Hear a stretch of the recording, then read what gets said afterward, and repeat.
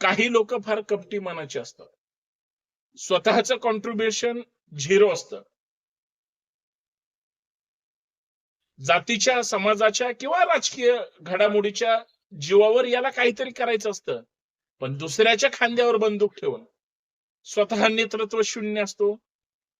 जातीचं संघटन असतं, जातीचा वापर करून तो लोकांना गोळा करतो, बॅनर स्वतःच चालवतो, चांगल्या लोकांना काहीच दिवस सोबत ठेवतो, नंतर त्यांना डावलतो, त्यांना विश्वासात घेत नाही, किंवा योग्य वेळ आली की त्यांचा नामोल्लेख न करता, म्हणजे त्यांना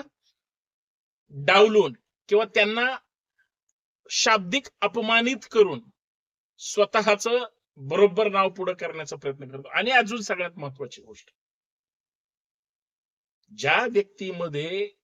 कर्तृत्वच नाही, ज्या व्यक्तीमध्ये क्वालिटीच नाही, ज्या व्यक्तीच्या चेहऱ्याकडे बघून सुद्धा वाटत नाही की हा नेतृत्वशील असू शकतो, तो फक्त त्या जात समूहाच्या जीवावर लोकांना गोळा करत असतो. कारण सध्या जातीचे मोर्चे, जातीचे मेळावे, जातीचा संघर्ष, जातीचं आरक्षण किंवा आपलाही समाज गोळा झाला पाहिजे, आता लोकांमध्ये एक वेगळा अवेअरनेस सुरू आहे आणि आपणही डिझर्व करतो की आपण एकत्र येऊन काहीतरी चांगलं केलं पाहिजे. अशा वेळी जर कोणाचा मेसेज पडला, अशा वेळी इथं हा समाज गोळा होतोय म्हणल्यानंतर त्या समाजाची लोक बरोबर तिथं जातात. आता याच्यात तुम्ही म्हणाल कुठला समाज, तुम्ही कुठल्याही जातीच्या संघटना घ्या, कुठल्याही जातीचं संघटन घ्या, कुठल्याही जातीच्या नेत्यांनी सुरू केलेलं किंवा